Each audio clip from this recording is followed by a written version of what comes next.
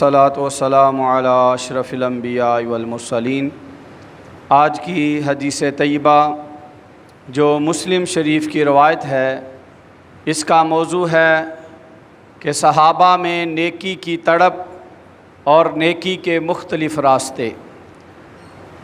حضرت ابو ذر غفاری رضی اللہ تعالیٰ عنہ سے روایت ہے کہ کچھ صحابہ کرام جو مالی طور پر کمزور تھے، وہ بارگاہ نبوی میں حاضر ہوئے اور عرض کی کہ یا رسول اللہ صلی اللہ علیہ وسلم کہ جو صحابہ کرام مالدار ہیں وہ ہم سے نیکی میں آگے بڑھ گئے ہیں۔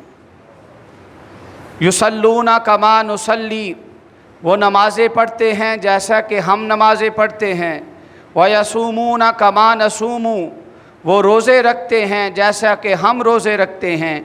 وَيَتَصَدَّقُونَ بِفُضُولِ أَمْوَالِهِمْ، لیکن ایک نیکی وہ زائد کرتے ہیں کہ وہ اپنے زائد مال کو اللہ کی راہ میں صدقہ کر دیتے ہیں۔ تو نبی رحمت صلی اللہ علیہ وسلم نے فرمایا، کیا اللہ تعالیٰ نے تمہارے لیے ایسے عمل نہیں بنائے کہ جن کے ذریعے تم بھی نیکی کر سکتے ہو؟ تو فرمایا وہ کیا ہے؟ فرمایا ہر تسبیح کرنا، سبحان اللہ کہنا، یہ بھی صدقہ ہے۔ فرمایا اللہ اکبر کہنا صدقہ ہے، الحمدللہ کہنا صدقہ ہے، لا الہ الا اللہ کا ذکر کرنا یہ بھی تمہاری طرف سے صدقہ ہے، کسی کو نیکی کا حکم دینا یہ بھی صدقہ ہے، کسی کو گناہوں سے روکنا یہ بھی صدقہ ہے۔ اور حتیٰ کہ فرمایا کہ جب کوئی بندہ اپنی بیوی سے اپنا جسمانی تعلق قائم کرتا ہے یہ بھی صدقہ ہے۔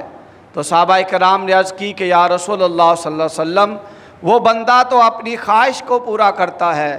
تو نبی رحمت صلی اللہ علیہ وسلم نے فرمایا مجھے یہ بتاؤ کہ اگر کوئی بندہ حرام طریقے سے اپنی جسمانی اس خواہش کو پورا کرے تو کیا اس پر گناہ ہوگا؟ تو صحابہ کرام نے عرض کی ہاں یا رسول اللہ اس پر گناہ ہوگا۔ تو فرمایا اگر وہ اللہ کے حکم کے مطابق حلال طریقے سے جسمانی تعلق اور خواہش پوری کرے تو اللہ تعالیٰ اس کو بھی نیکی شمار کرتا ہے۔ اسی طرح دوسری روایت کے اندر بھی نبی رحمت صلی اللہ علیہ وسلم نے فرمایا کہ انسان کے جسم میں 360 جوائنٹ ہیں، جوڑ ہیں، اور فرمایا کہ ہر جوڑ پر وہ ایک ایک صدقہ ادا کرے۔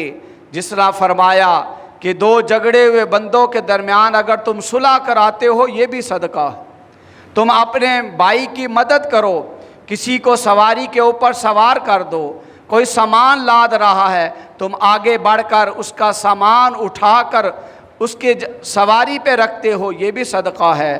فرمایا اچھی بات کرنا بھی صدقہ ہے۔ اور پھر حضور نے فرمایا ہر وہ قدم جو تم چل کر مسجد کی طرف آتے ہو فرمایا یہ بھی صدقہ ہے۔ اسی طرح فرمایا کہ تم راستے میں آ رہے ہو، کوئی تکلیف دہ چیز پڑی ہوئی ہے جس سے مخلوق خدا کو نقصان ہو سکتا ہے، تم اس کانٹے کو، شیشے کو، پتھر کو راستے سے ہٹاتے ہو، فرمایا اللہ کی بارگاہ میں یہ بھی تمہارا صدقہ قبول ہو جاتا ہے۔ یعنی اب اس دونوں حدیث طیبہ سے یہ بات کتنی واضح ہو گئی کہ اگر کوئی بندہ نیکی کرنا چاہتا ہے، اپنی بخشش چاہتا ہے، اپنی آخرت میں سچا طلب رکھنے والا ہے، اللہ نے بندے کے لیے نیکی کے بڑے راستے بنا دیے۔ اور پھر یہاں تک نبی کریم نے فرمایا کہ جو بندہ صبح چاشت کی 2 رکعت پڑھتا ہے، جو نماز فجر کے بعد جب سورج طلوع ہونے کے بعد 20 منٹ بعد 2 رکعت پڑھتا ہے، فرمایا یہ جو 2 رکعت پڑھتا ہے اس کے جسم کے جو 360 جوڑ ہیں ان تمام کی طرف سے یہ پوری نیکی ہو جاتی، پورے جسم کی طرف سے یہ صدقہ ہو جاتا ہے۔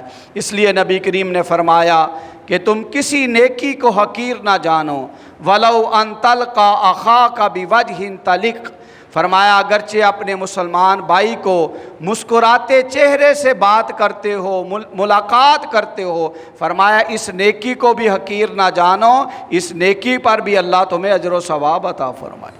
تو یہ یاد رکھنا، بڑی نیکی ہو یا چھوٹی، جب بھی موقع ملے تو یہ پھر صحابہ کرام کی عظمتیں کہ وہ نیکی کے لیے، ذکر کے لیے، عبادت کے لیے کس قدر طلب آخرت نبی کریم صلی اللہ علیہ وسلم نے ان کی تربیت فرما دی۔ اللہ تعالی ہمیں بھی آخرت کا طلبگار سچا بنائے اور اپنے ذکر عبادت میں اللہ ہماری مدد فرمائے۔